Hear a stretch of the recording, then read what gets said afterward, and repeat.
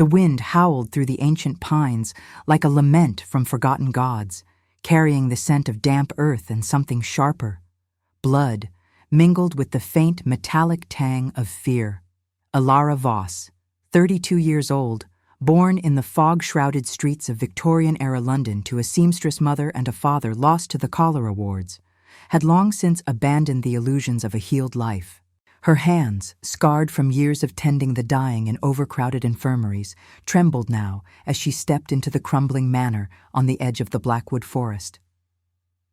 Abandoned by her fiancé after her own bout with consumption left her lungs scarred and her spirit frail, Ilara had come here not for salvation, but for coin, enough to buy a quiet corner in some distant city where no one would ask about the cough that still haunted her nights.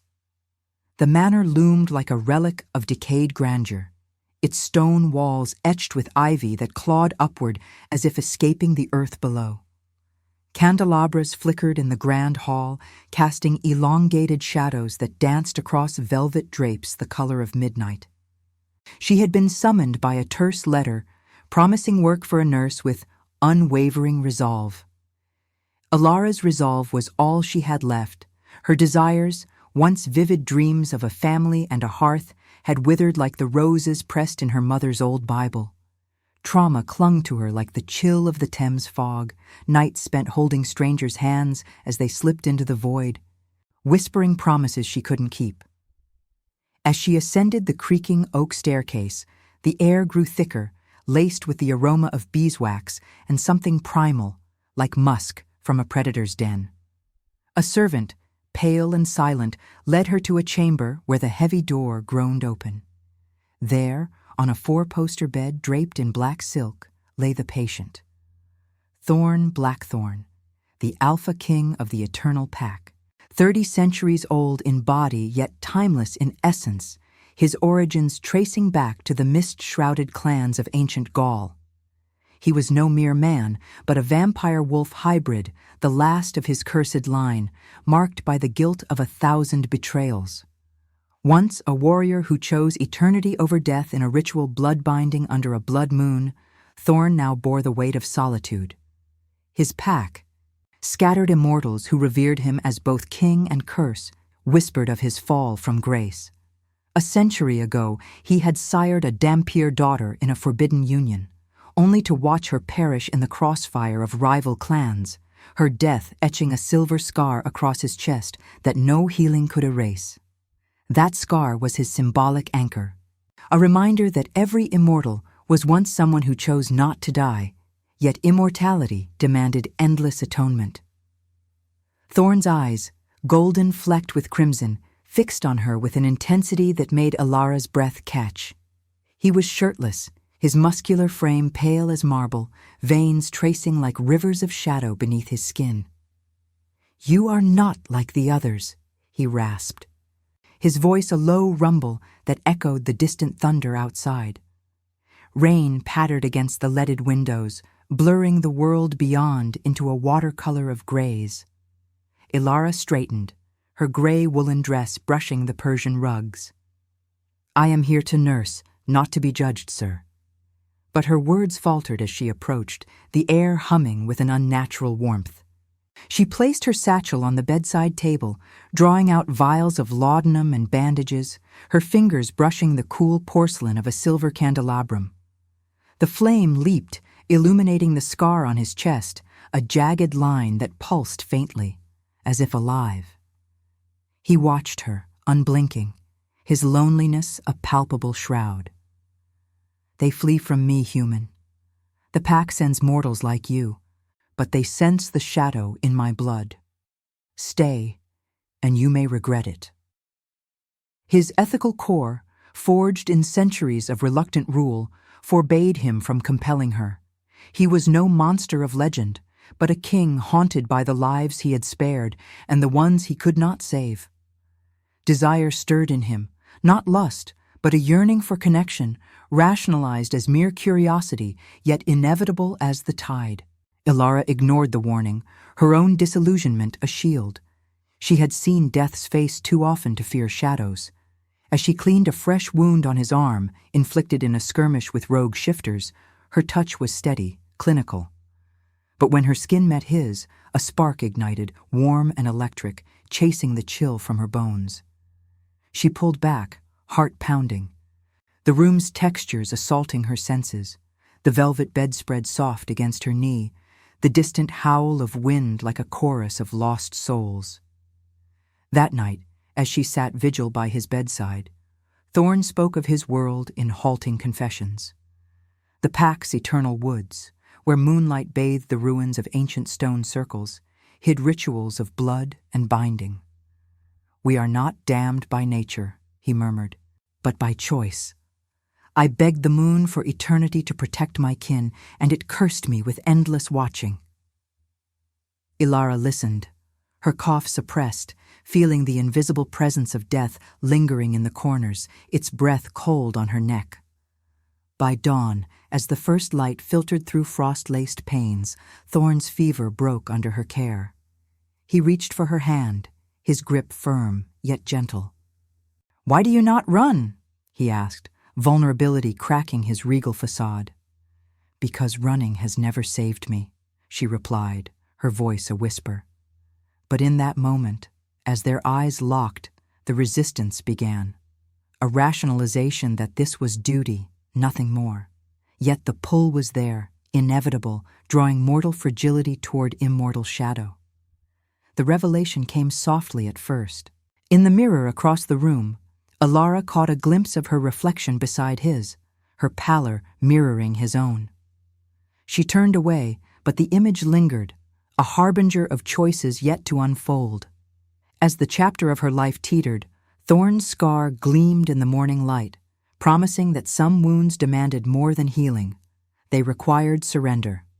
Moonlight spilled through the arched windows like liquid silver, pooling on the floorboards worn smooth by centuries of restless pacing. Ilara awoke to the sound of it, slow, deliberate footsteps echoing from the corridor beyond her chamber door.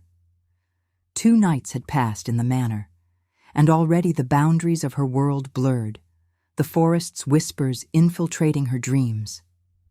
She rose, wrapping a shawl around her shoulders, the fabric rough against her skin, carrying the faint scent of lavender from the linens. Her illness, that persistent shadow in her chest, ached with the damp chill. But here, under Thorn's gaze, it felt distant, as if the air itself conspired to soothe her. She found him in the library, a cavernous room lined with leather-bound tomes that smelled of aged paper and secrets. Thorn stood by a massive fireplace, flames crackling softly, casting his silhouette against shelves that reached into darkness. His black velvet coat hung open, revealing the scar that now seemed to her like a map of sorrows, jagged peaks where battles had raged, valleys where love had faltered. At 500 years into his reign as Alpha King, Thorn's traumas ran deep. The siring of his Dhampir daughter, Lyrael, in a moment of desperate passion with a mortal seer, only for clan wars to claim her life, leaving him to rule a pack fractured by grief. His desires? Redemption, perhaps, a way to atone without repeating the cycle of loss. Ethical to his core, he had sworn off turning mortals, believing true immortality, a curse that amplified guilt rather than erased it. "You should rest," Ilara said, entering the room, her voice cutting through the quiet like a blade. But she did not retreat. The pull was stronger now, resisted in her thoughts as professional concern, rationalized as the isolation of the manor playing tricks. Thorn turned, his golden eyes reflecting the fire's glow. "Rest is for the living, Ilara. We immortals merely endure." He gestured to a wing-back chair, its upholstery faded crimson. She sat, the leather creaking under her, and he poured her a goblet of wine from a decanter that shimmered like blood in the light. The taste was rich, warming her from within, chasing away the night's cold. They spoke then, words weaving like smoke. Ilara shared fragments of her life, the abandonment after her illness, the disillusionment of watching patience fade while she clung to breath. "Death is patient," she said, staring into the flames. It waits for us all, but for some, it lingers like a lover scorned. Thorn nodded, his solitude cracking. He confessed the pack's hidden rituals, moonlit gatherings in ruined chapels where they bound their fates with oaths of blood. I am their king, yet alone. Lyriel. She was my light, half-human like you, and her loss taught me that eternity devours what it loves. The intimacy built slowly, textures alive around them, the crackle of logs, the velvet brush of his sleeve against her arm as he leaned closer. Outside, snow began to fall, silent flakes tapping the glass like hesitant fingers. Elara felt the invisible death watching, its presence a chill draft from the stones, but Thorn's nearness warded it, his warmth a forbidden balm. As the hour deepened, action stirred. A distant howl pierced the night, rogue shifters testing the pack's borders. Thorn tensed, his body coiling like a spring. "Stay here," he commanded, but Elara followed, driven by a resolve she couldn't name.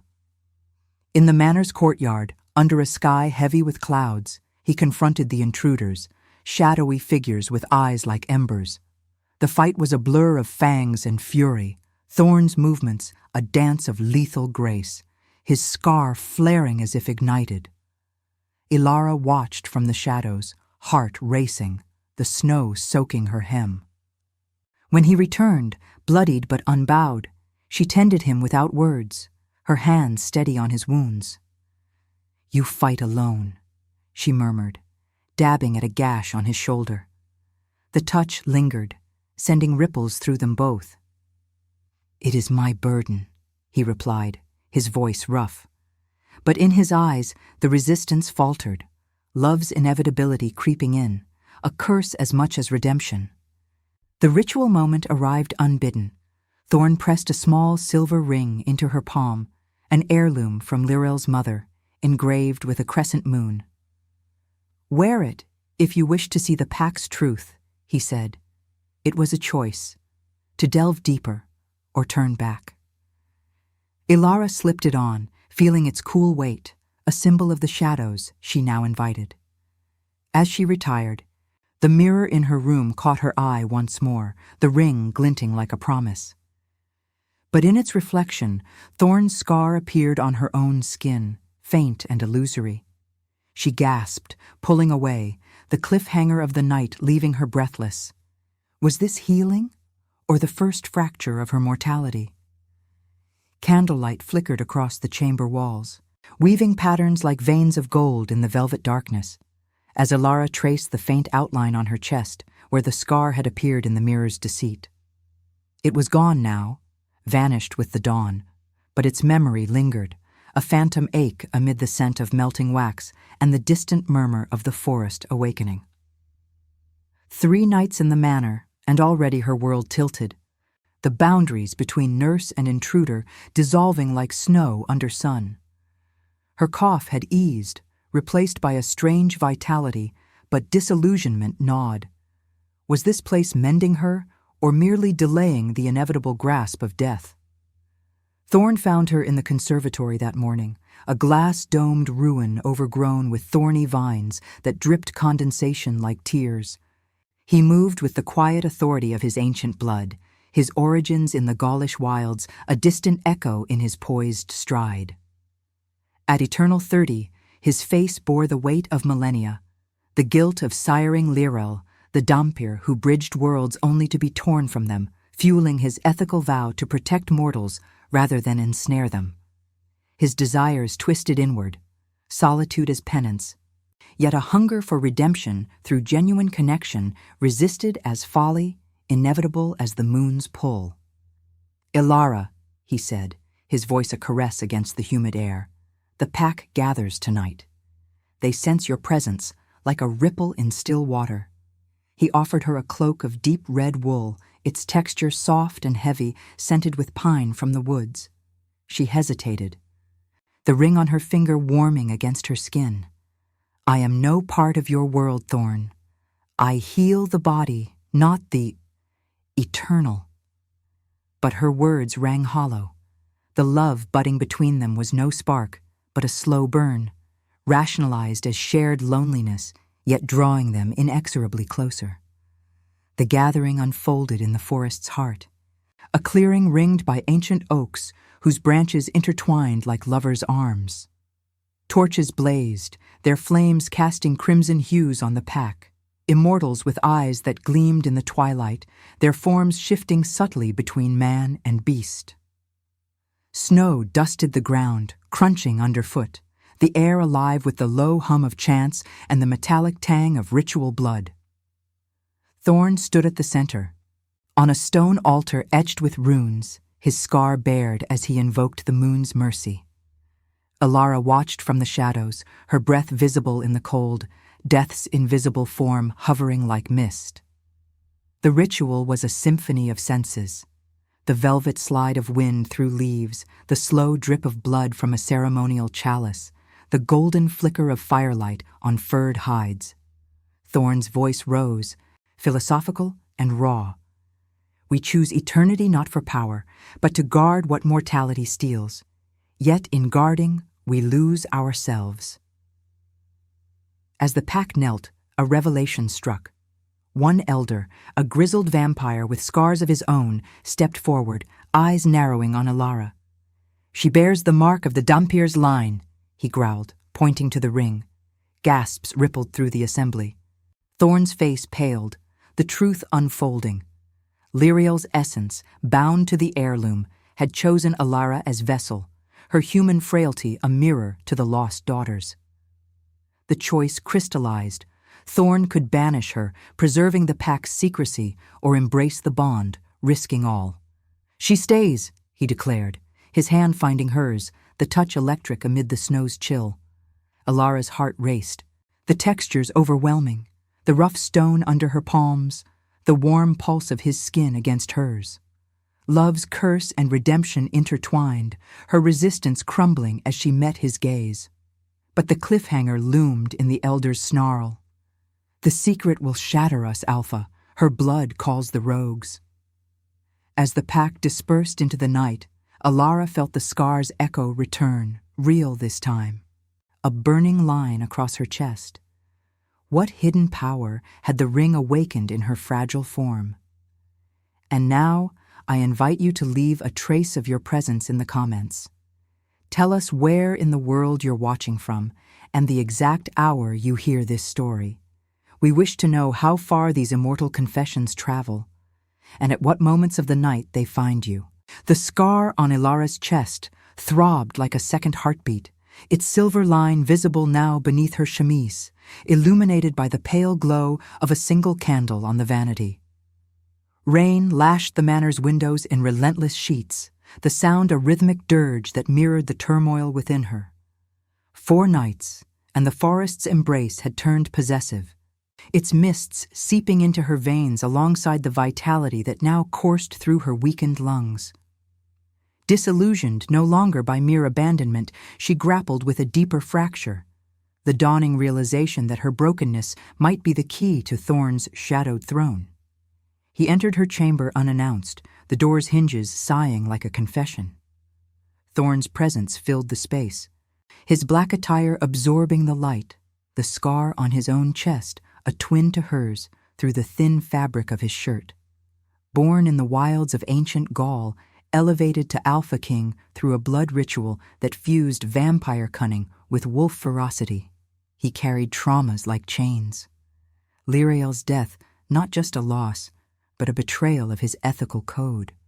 For he had failed to protect the Dhampir fruit of his forbidden love, his desires warred, to claim Elara as redemption's vessel, yet resist the inevitability, knowing eternity's curse would taint her humanity. "You feel it," he said, not a question, his voice low as the thunder rolling outside. He approached, the air between them thick with the scent of wet earth and candle smoke. Elara nodded, her fingers tracing the mark, its texture raised and warm. "The ring, Lyriel's legacy, it chose me, but why?" Thorn knelt before her, his golden eyes searching hers, the intimacy a slow unraveling. "Dampers are bridges, Elara. half light, half shadow. Lirael was my daughter's echo, sired in a moment of weakness. Her spirit lingers in artifacts like this, seeking one pure enough to heal the fracture. He took her hand, the ring glinting, and for the first time, their lips brushed. A kiss resisted as folly, rationalized as comfort, but inevitable, tasting of salt and eternity. The night deepened into action. Alarms echoed from the borders, rogues emboldened by the ritual's disturbance. Thorn pulled her into the fray, the manor's halls alive with shadows. They raced through corridors lined with ancestral portraits, their eyes following like ghosts. Outside, in the storm-swept courtyard, the attackers descended, feral shapes with fangs bared, the snow churned to mud under claws. Ilara, empowered by the scar's subtle thrum, fought not with strength but instinct, her hands glowing faintly as she touched a rogue, sapping its vigor. Thorn battled beside her, a whirlwind of precision, his scar flaring with each strike. The textures assaulted, rain slick on skin, the metallic bite of blood in the air, the velvet night torn by growls. Death hovered, its chill a specter amid the chaos, but their bond warded it, love's light piercing the gloom. In the aftermath, as they returned to the library, soaked and breathless, the philosophical introspection bloomed. Seated by the fire, flames hissing against damp wood, Thorn confessed deeper guilts. Every immortal was once someone who chose not to die, but in choosing, we invite the shadows to feast. You, Ilara, your humanity is my mirror. To love you is to risk your light. She leaned into him, the choice crystallizing in a ritual of vulnerability. He pricked his finger, offering a drop of blood to mingle with hers on the ring. "Drink if you wish the bond," he whispered. She did, the taste coppery and warm, sealing a partial transformation, not full eternity, but a shared pulse. Pain and pleasure intertwined, her scar igniting, his guilt easing in the redemption's glow. Yet the cliffhanger struck as dawn broke. A messenger from the pack arrived, bearing news of betrayal, an elder plotting to expose Ilara's secret to rival clans, forcing Thorn to choose between his throne and their fragile love. As she collapsed, the scar spreading like veins of silver, Ilara wondered if this was salvation or the prelude to her undoing. Frost etched intricate patterns on the chamber's windows, like the delicate scars of forgotten winters, as Ilara pressed her palm to her chest, feeling the mark's expansion, a web of silver threads now tracing toward her heart. The manor's silence was profound, that eve, broken only by the slow tick of a grandfather clock in the hall, each chime a reminder of time's cruel march for mortals. 5 nights enveloped in Blackwood's thrall, and her body rebelled against its frailty, vitality surging even as doubt clawed at her soul. Abandoned no more, but claimed by forces beyond her ken, Ilara's disillusionment morphed into a fierce questioning. Was this love her redemption, or the curse that would eclipse her light? Thorn lingered in the doorway, his frame silhouetted against the corridor's gloom, the weight of his kingship evident in the tension of his shoulders. From Gaul's ancient clans, bound eternally at the altar of a blood moon, he embodied solitude's torment. The Dhampir Lirael's loss a wound that festered, his ethical restraint a vow to never again sire hybrid sorrow. Desires flickered in him like dying embers, to shield Ilara from the pack's shadows, yet the inevitability pulled, love's dual blade of salvation and damnation. "Come," he urged, extending a hand gloved in black leather, its texture supple and cool. "The pack demands counsel. Your secret spreads like mist." Ilara rose, her nightgown whispering against the floorboards, and followed him to the great hall, where candelabras blazed, their flames casting golden halos on tapestries depicting wolf-moon unions. The council was a tableau of tension, immortals gathered around a long oak table, faces etched with centuries' weariness, the air heavy with the aroma of spiced wine and underlying menace. Snow swirled outside, tapping the panes like impatient specters. Thorn took his seat at the head, Ilara at his side, the ring on her finger humming faintly. Discussions wove through philosophy and peril. The beauty of human suffering as a catalyst for eternal growth, the choice between memory's chains and forgetfulness's void. But action erupted when the treacherous elder, Victor, rose, his voice a venomous hiss. The human bears Lyriel's curse. She will draw the rival packs, unraveling our eternity. Chaos ignited. Accusations flew, fists clenched, the hall's textures alive. The rough grain of wood under palms, the velvet rustle of cloaks, the distant rumble of thunder. Thorn defended her, his presence commanding, but Ilara felt the scar pulse, empowering her. In a surge of instinct she stood, her voice steady. I am no curse. Lyriel's spirit chose me to heal what was broken. The revelation unfolded. Touching Victor's arm, she drew forth a vision, his own hidden guilt, a betrayal in Lyriel's final hours. He recoiled, exposed, the pack murmuring in shock. The ritual choice came amid the storm. Thorn offered her the pack's oath, a ceremonial binding under the hall's ancient chandelier. Join us, not as thrall, but as equal, mortal heart in immortal fold. Ilara hesitated, death's shadow coiling at her feet, cold and insistent. But love's pull won. She pricked her thumb, mingling blood with his in a silver chalice, the liquid shimmering like starlit wine. Pain bloomed, exquisite and transformative, her scar integrating, granting glimpses of eternity without full surrender.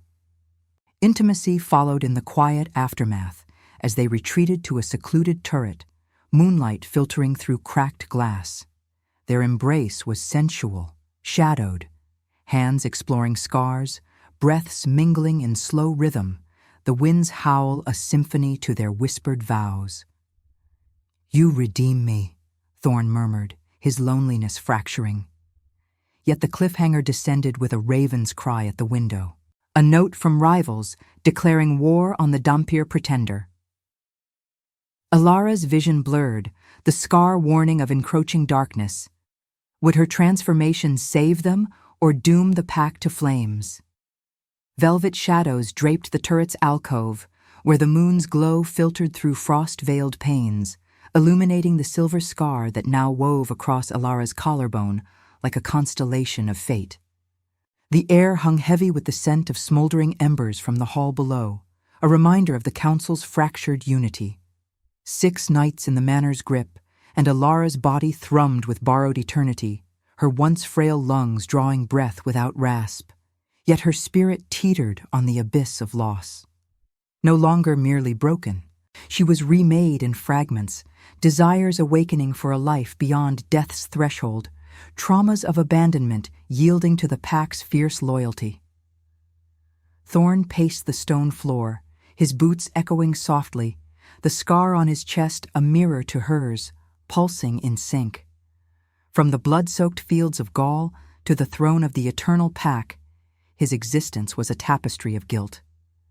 Lyriel's Dhampir light extinguished by his failures, etching an ethical code that prized redemption over conquest. His solitude cracked under love's weight, resisted as a mortal illusion, rationalized as strategic alliance, but inevitable, binding him to Ilara's fragile flame.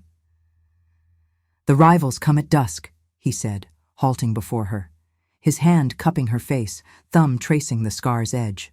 Its texture was silken now, warm as living flesh. Victor's betrayal has summoned them.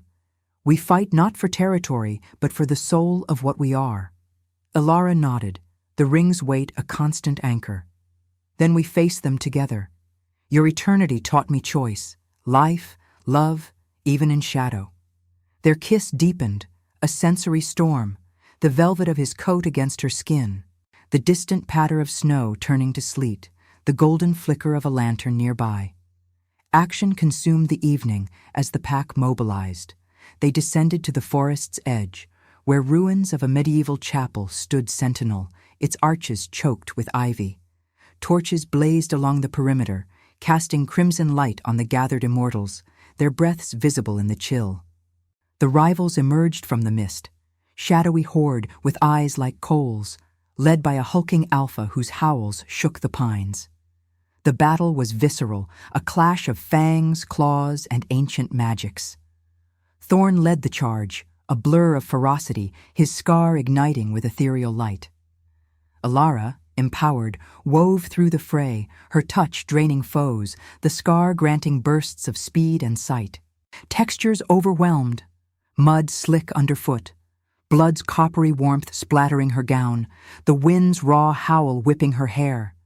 Death danced among them, claiming lesser souls, its invisible scythe grazing her arm in warning. In the chapel's heart, the revelation peaked. Confronting the rival leader, Thorn uncovered a deeper truth. Victor had sired a rival Dhampir long ago. Lyrael's death, a fabricated exile to fuel war. "You twisted my daughter's fate for power," Thorn roared, the pack reeling.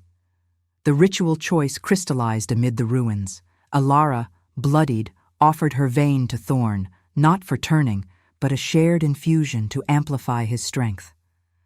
"Take what redeems us," she whispered. He did, gently, the act intimate and transformative, their scars linking in a glow of silver light, repelling the horde. Pain and ecstasy merged, love's redemption banishing despair, the pack rallying in awe. As victory settled, the snow falling soft now, they stood amid the fallen, breaths ragged. Thorn pulled her close, the philosophical weight settling. "Faith in the shadows births light. You have shown me that."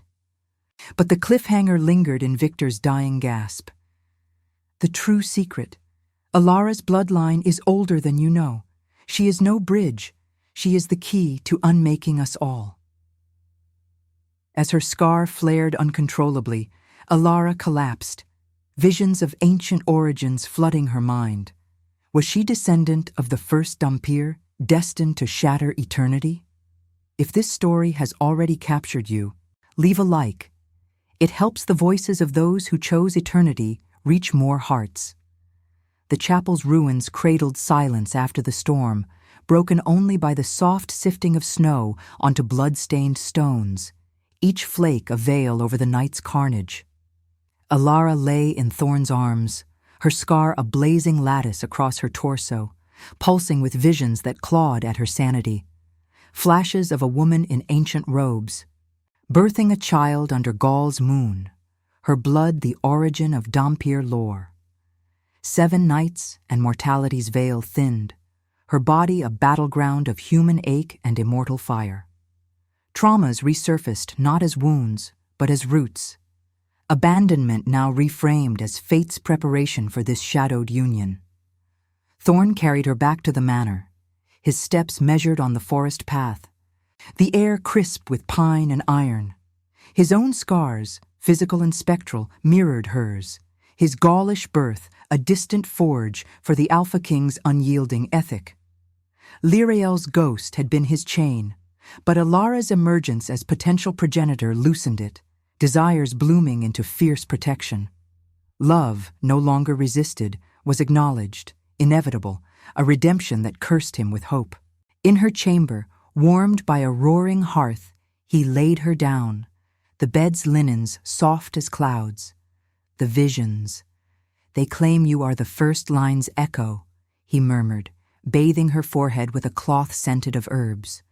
The textures grounded her, the damp coolness of linen, the velvet flicker of firelight on his face, the distant hoot of an owl like death's mocking laugh. As strength returned, introspection deepened. They spoke of memory's tyranny, how immortals hoarded pains like treasures, while humans forgot to survive. "Your suffering's beauty lies in its brevity," Thorn said, his hand over her scar. "Mine, in its echo." Alara shared her origins anew. London's fogs, her mother's tales of Celtic blood from wandering kin, now suspect as the thread to Dhampir dawn. Action stirred with the pack's return, bearing Victor's captured journal, pages yellowed, inked with betrayals. It revealed Alara's lineage, Her ancestors, mortals who mingled with the pack's founders, birthing the Dhampir curse as a safeguard against pure vampiric tyranny. The pack convened in the library, tension thick as fog, the air humming with whispers and the crackle of logs. The revelation built. Reading aloud, Thorn uncovered the ritual to unmake Dhampirs, a blood eclipse that could strip immortality from all, ending the eternal cycle. Ilara's scar marked her as catalyst. To activate it, she must choose, embrace her power and risk dissolving the pack or suppress it, dooming herself to hybrid torment. The choice manifested in the Manor's crypt, a descent into torchlit depths where ancient sarcophagi lined velvet-draped walls. Surrounded by the pack, Ilara faced a obsidian altar, Thorn at her side. Life or eternity, the elders intoned. Death loomed, its chill seeping from the stones, but love's light prevailed. She rejected unmaking, channeling the scar's energy into a binding oath, strengthening the pack without erasure. Pain racked her, the ritual's textures visceral, blood dripping warm, stone cold under knees, chants resonating like heartbeats. Emerging transformed, her eyes flecked with gold, Ilara felt redemption's weight. Yet the cliffhanger echoed in a hidden journal page fluttering free. Rivals had foreseen her awakening, and a greater threat stirred. An ancient vampire lord, Lyrael's true grandsire, marching to claim the key as his own. As Thorn's scar synced with hers in warning throbs, Ilara realized their love had only begun the war. Moonlight pierced the crypt's narrow grate like a silver dagger, its pale beam slicing through the veil of dust motes that danced in the stagnant air, illuminating the obsidian altar where Ilara's blood still gleamed in intricate ritual runes, now dormant, but humming with a latent power that vibrated through the stone like a distant heartbeat.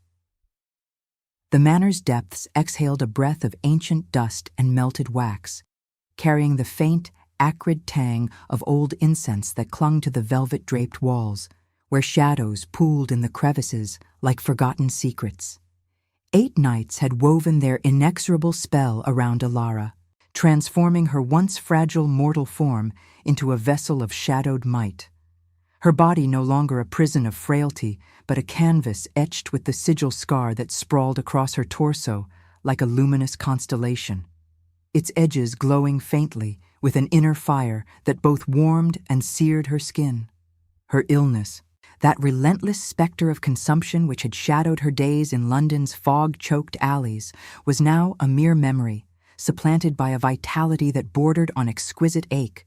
Desires sharpened to razor edges, traumas of abandonment and disillusionment alchemized into a fierce, unyielding resolve that pulsed in time with the pack's ancient rhythms. Yet, in this deepened intimacy with eternity, doubt lingered like the chill draft seeping from the crypt's floor, whispering questions of whether this power was a gift or a gilded chain, binding her to a world where love's redemption came laced with the curse of endless vigilance. Thorn stood vigil at the chamber's threshold, his towering silhouette etched sharply against the flickering torches that lined the walls, their flames casting elongated shadows that writhed like living entities across the uneven stone. The pack had dispersed above to fortify the Manor's borders, their footsteps fading into the night like echoes of a receding tide, leaving behind a profound silence broken only by the occasional drip of condensation from the vaulted ceiling.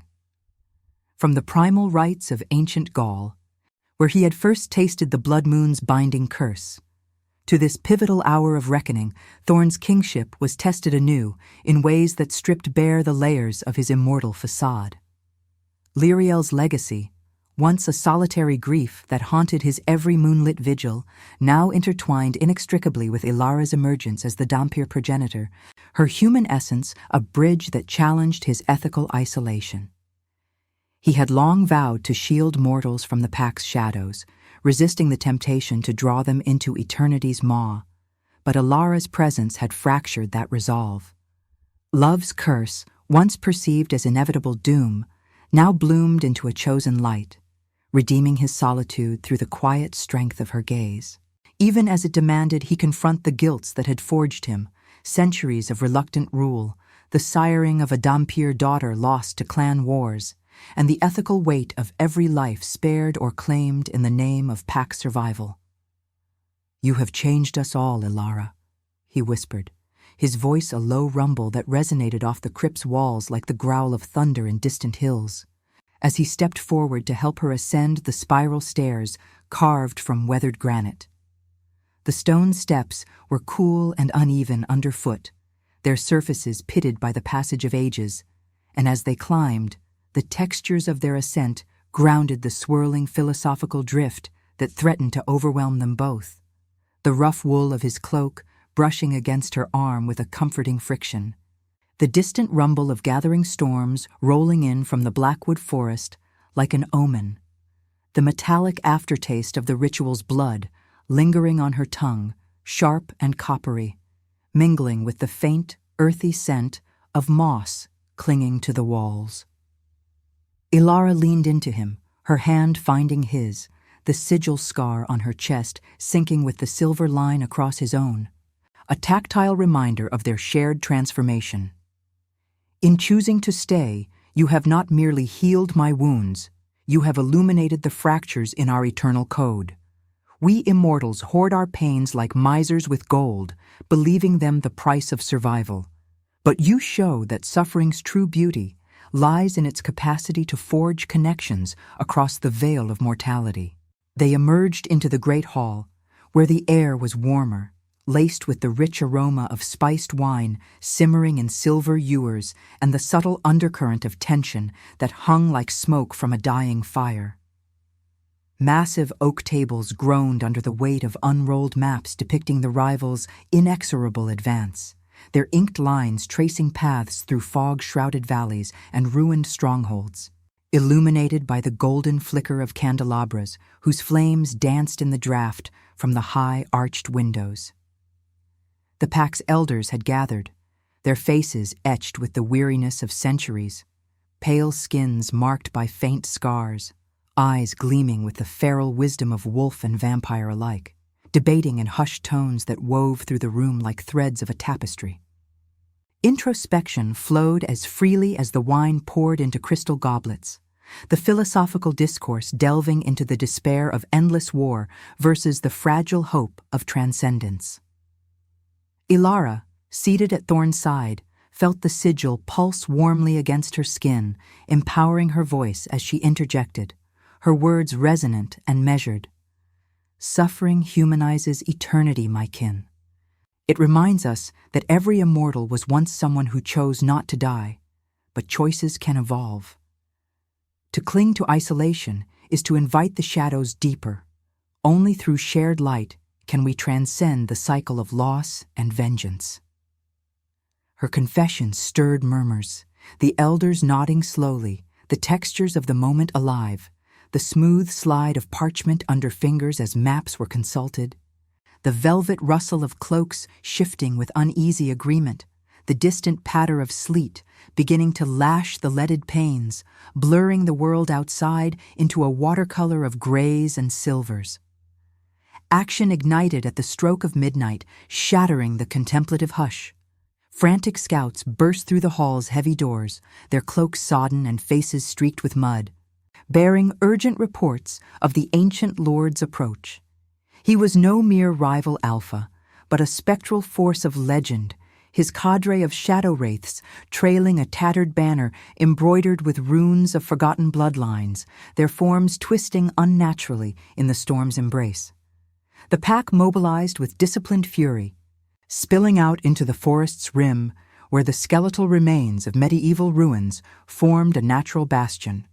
Crumbling archways choked with thorny ivy, moss-covered walls that whispered of battles long past. Snow whipped into a frenzy by the rising gale, blurring the lines between ally and foe, transforming the night into a chaotic symphony of howls that echoed through the pines like the cries of damned souls. Ilara fought at Thorn's forefront, her sigil scar channeling bursts of ethereal light that seared through the wraiths like dawn-piercing fog. The textures of the melee, a sensory onslaught that assaulted every sense. The slick ice under her boots, threatening to betray her footing. The warm, sticky rush of blood, both enemy and ally, splattering across her gown and mingling with the metallic tang in the air. The velvet dark of the night rent asunder by the sudden flares of torch fire and magical discharges that illuminated snarling faces in stark relief. Thorn's movements complemented hers in a lethal duet of power, his body a whirlwind of precision and ferocity, the scar on his chest flaring in harmonious rhythm with her sigil, as if their bond itself were a weapon forged in the fires of redemption. He dispatched a wraith with a swipe of claws that gleamed like polished obsidian, his growl a primal counterpoint to the storm's roar, while Ilara's touch drained the life from another, her fingers leaving trails of frost on its dissolving form.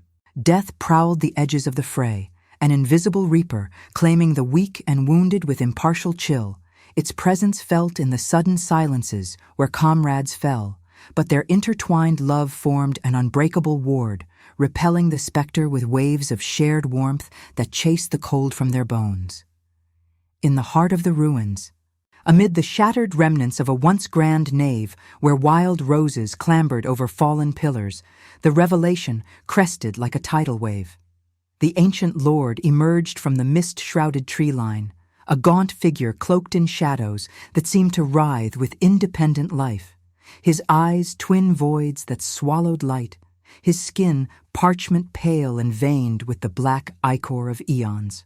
He was Lirael's grandsire, exiled in the shadowed annals of pack history for siring her in a forbidden union that had threatened the balance of bloodlines, now returned from his abyssal banishment to harvest Ilara's emergent power for his own ultimate dominion. "You are the echo of my creation, girl," he sneered, his voice a serpentine hiss that cut through the wind. As he lunged with claws extended like scythes, the air around him thickening with dark magic that smelled of decay and brimstone. Thorn intercepted, their clash a blur of fangs and fury, but Ilara stepped forward, her sigil blazing, forcing the Lord to recoil as visions flooded his mind, fragments of his own buried guilts. The pain he had inflicted on Lirael's line now reflected back like a merciless mirror. The ritual choice peaked amid the melee's crescendo, as Thorn and Ilara clasped hands over a fallen runestone half buried in the snow-churned earth, its surface etched with symbols that glowed faintly under their touch. The pack encircled them, their chants rising in a cadenced rhythm that blended with the storm's howl, invoking the ancient vow of the eternal pack.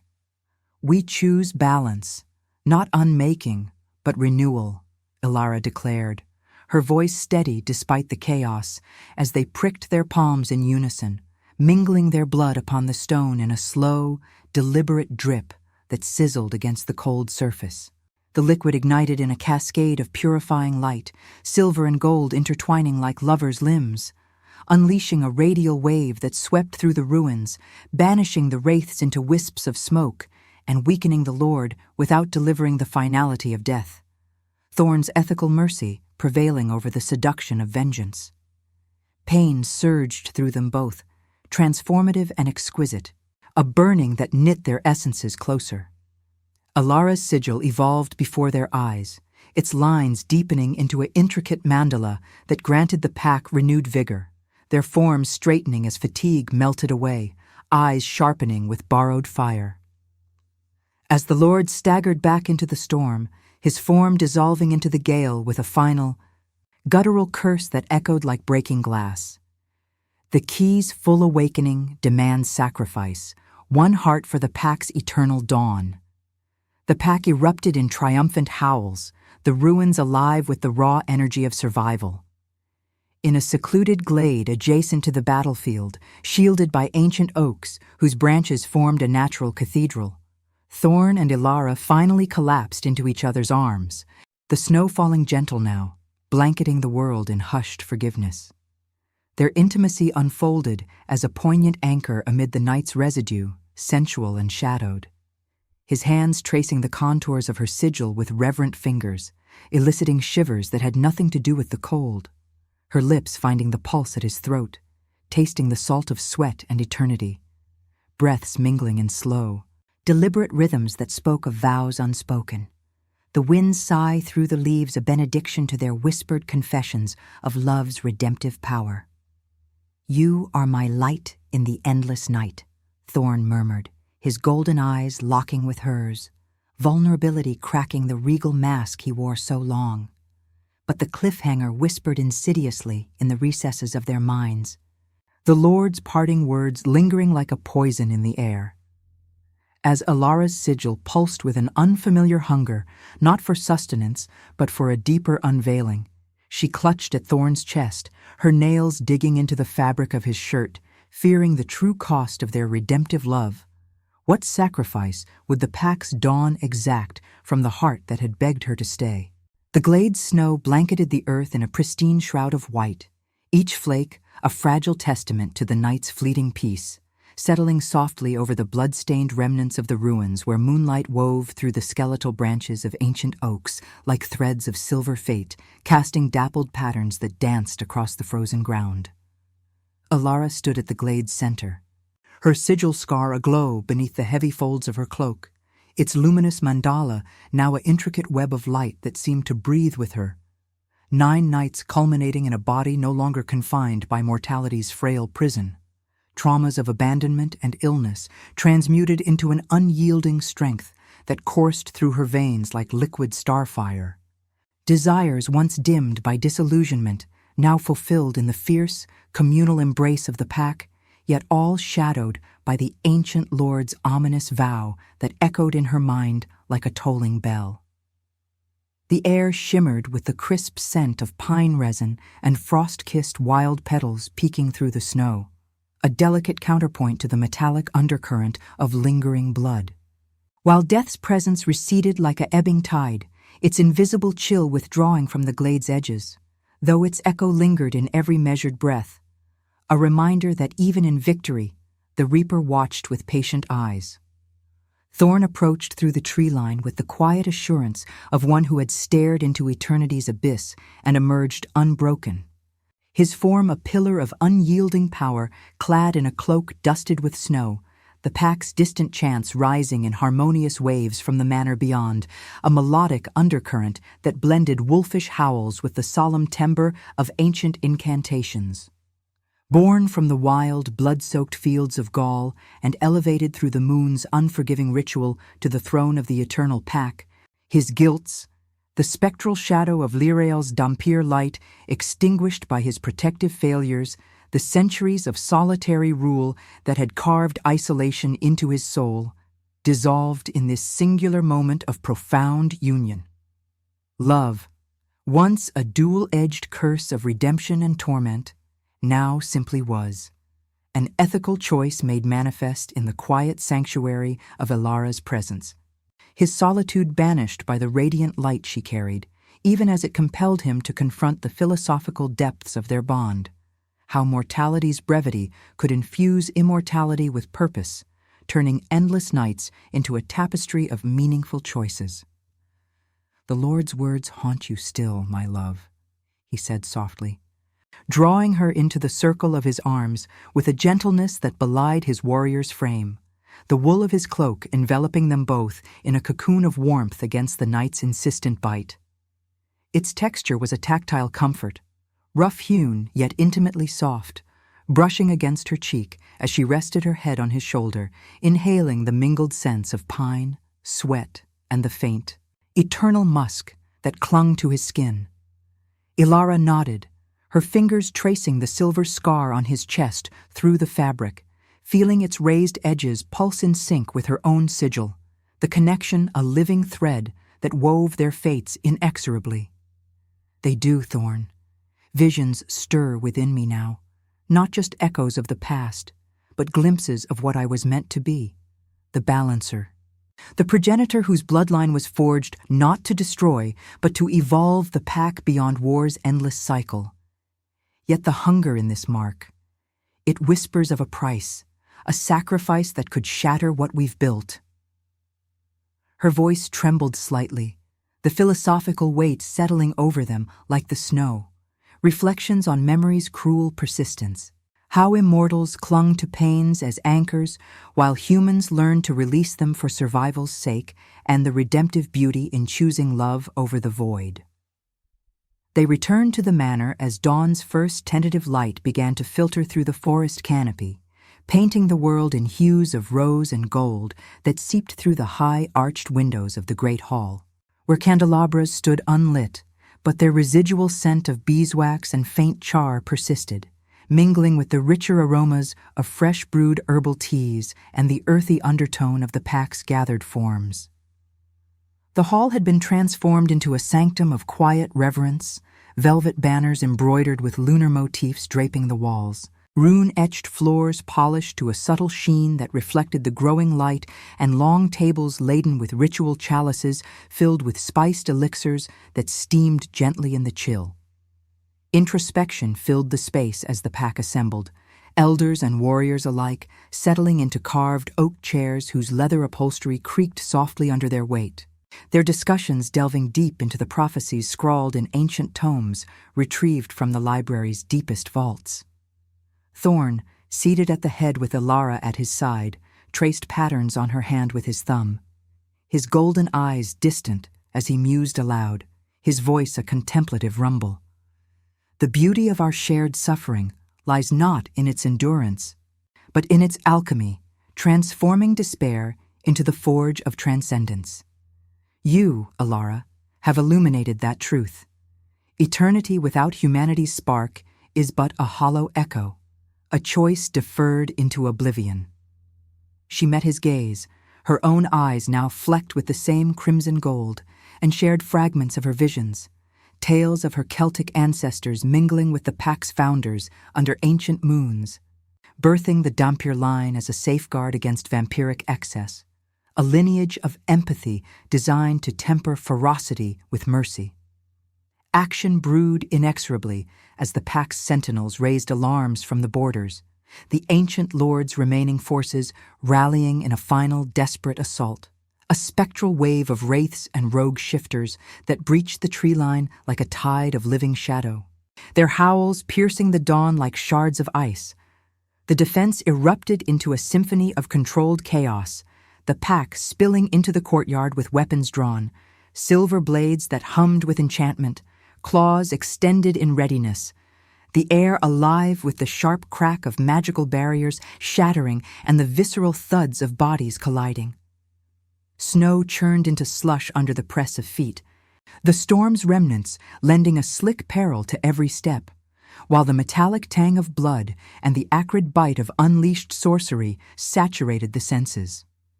Ilara and Thorn led the charge toward the chapel ruins, their bond a beacon amid the fray. Her sigil unleashed controlled bursts of light that healed fallen allies with a warm, restorative glow, mending gashes and restoring vigor, while repelling foes with waves of disorienting brilliance that left them staggering like shadows fleeing the sun.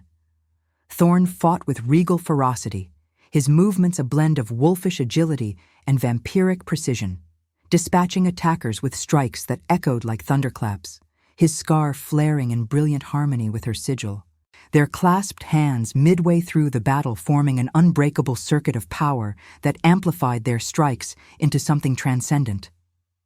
Textures defined the chaos in vivid, overwhelming detail. The slick ice of melting snow under boots that threatened to send warriors sprawling. The warm rush of shared blood surging through veins in moments of ritual aid, Ilara pressing her palm to a wounded packmate's chest, feeling the life force knit beneath her touch. The golden dawn breaking fully through the clouds, bathing the battlefield in light that turned snow to sparkling diamonds and cast long shadows from the ruins' arches. The velvet hush of wind dying down to reveal the ragged breaths and triumphant growls of the living. Death circled the periphery, claiming stragglers with its impartial scythe. A young shifter crumpling silently, his eyes glazing over in the snow. But the lovers' bond repelled it, their intertwined essences weaving a ward of redemptive light that chased the chill away, turning potential despair into fuel for endurance. The revelation dawned in the battle's throbbing heart, at the obsidian altar's base where runes still smoldered from prior rites. The ancient lord, cornered amid a ring of snarling packmates, his form diminished yet defiant, confessed the full, unvarnished truth in a voice ragged with defeat. Ilara's bloodline is no mere echo. It is the pack's salvation, woven in the dawn of our kind to evolve immortality toward humanity's empathetic core, ending the endless wars through choices rooted in mercy rather than might. The sacrifice of one heart? A lie to fracture you? No, merge them and usher in the dawn. His words hung in the air like a final breath, his body dissolving into wisps of shadow as the sigil's light consumed him, not in vengeance, but in purifying release. The ritual choice sealed the saga's arc on that very altar, under the rising sun's full embrace, as Ilara and Thorn knelt together, the pack forming a solemn circle around them, their chants swelling into a crescendo that vibrated through the earth. With deliberate reverence, they performed the culmination, a vow of shared essence, pricking their palms once more to let blood mingle in a silver chalice etched with lunar phases, the liquid shimmering like starlit wine as they drank in unison, sealing the bond without death or full turning. Instead, a hybrid harmony bloomed, pain yielding to a profound, all-encompassing redemption that rippled outward. Ilara's sigil linked eternally with Thorn's scar in a blaze of silver-gold light, transforming the pack before their eyes, their forms invigorated, guilts eased, a collective sigh of release echoing through the glade. The textures of this transcendence were sublime. The sun's warming caress on chilled skin, melting snow into rivulets that traced paths of renewal. The velvet hush of wind carrying petals from the wild roses, brushing against cheeks like kisses. The metallic tang of victory fading into the sweet clarity of peace, as if the air itself exhaled relief. In the afterglow, as the pack celebrated in the forest, with fires kindled against the morning chill and songs that blended ancient Gaulish melodies with modern resolve, Thorn and Ilara walked hand in hand through the glade, the ring on her finger and their scars eternal symbols of choices embraced. Love had redeemed the curse at its core, mortality and immortality entwined in an unbreakable weave, proving that every immortal could be reborn through the heart that dared to beg and stay. No endings loomed, only boundless beginnings, where redemption echoed endlessly across the eternal woods. Yet in the quiet intimacy of their shared gaze, as spring's promise stirred beneath the melting snow, Ilara felt a new pulse within her, a gentle throb from the Dhampir legacy, heralding life anew, a child of light and shadow conceived in the fires of their union. Their story, far from concluded, whispered of futures where mercy's resurrection wove through generations, turning even the damned into bearers of dawn. Subscribe if you believe mercy can resurrect even the damned.